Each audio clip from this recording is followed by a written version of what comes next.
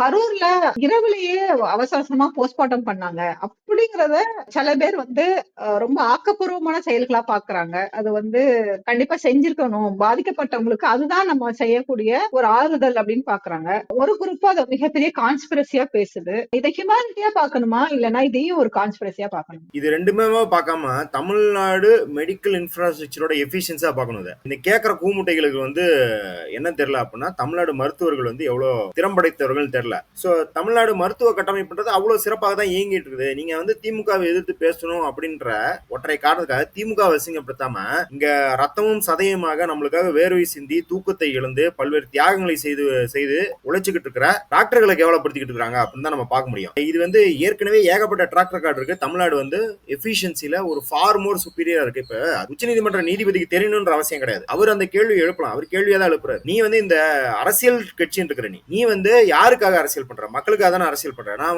முன்னையில இருந்தே இதான் சொல்றேன். நீ திமுகவை எதிர்க்கிற அப்படிங்கறதுனால நான் யாரும் ஒண்ணு எதிர்க்கல. திமுகவை நீ சாம்சங் ப்ரொடெஸ்ட், தூய்மை பணியாளர்கள் ப்ரொடெஸ்ட், இல்ல வேற எதுவும் மக்கள் சார்பாக ஆணவ படுகொலைக்கு தனி சட்டம் ஏற்றலன்னு நின்னு விமர்சிச்சுன்னா நீ என் பக்கம் நிக்கிற. ஆனா நீ 1000 ரூபாய் நக்கல் பண்ற, இங்க இருக்கிற மருத்துவர்களை கேவலப்படுத்துற, ஆசிரியர்களை கேவலப்படுத்துறனா நீ எனக்காக நின்று பேசுற. திமுகவையும் நீ எதிர்க்கல. திமுகவை எதிர்க்கிறன்னு சாக்க வச்சுக்கிட்டு இங்க மக்கள் ஆதரவாக உருவாக்கப்பட்டிருக்கும் கட்டமைப்பின் மீதும் இங்க உருவாக்கப்பட்டிருக்கும் உட்கட்டமைப்பின் மீதும் நீ ஒரு போர் தொடுத்துக்கிட்டு இருக்க அப்படின்னு அர்த்தம். அப்ப நீ எனக்கு எதிரிதான் அப்படிங்கறத பாக்குறோம். இந்த மாதிரி வதந்திகளை கிளப்புவர்கள் தமிழ்நாட்டு அரசியலுக்கு ஒரு பெருங்கேடு. அவர்கள் தமிழ்நாட்டு அரசியலிருந்து உடனடியாக நீக்கப்பட வேண்டியவர்கள் அப்படின்னு தான் நம்ம பாக்குறோம்.